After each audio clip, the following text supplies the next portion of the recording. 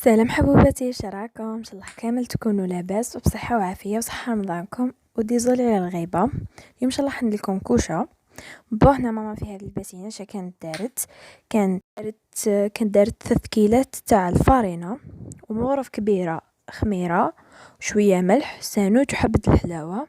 كما كتشوفوا ماما دير الوصفات تاعها دائما دوك تاع بكري، ماشي كيما هذوك اللي يديروا فيهم السكر وعفايس هكا، تسمى ديرها طبيعيه. دارت هنا الملح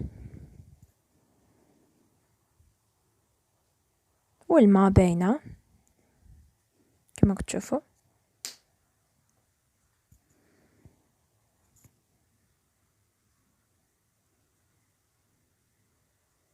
من بعد لمتها هكا بالماء كما كتشوفوا.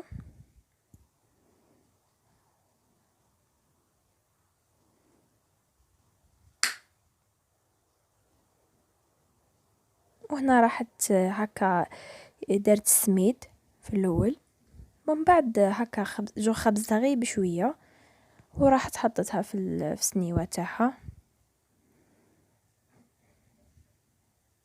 فوالا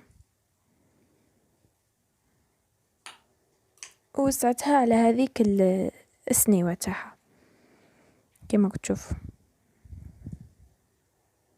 هنا نهار اللي كانت تطيب صورتها لكم، وهنا بعد ما طابت شوفوا كيفاش تجي هايله ما شاء الله كما كتشوفوا. وبصحتكم ان شاء الله تكون عجبتكم الوصفه.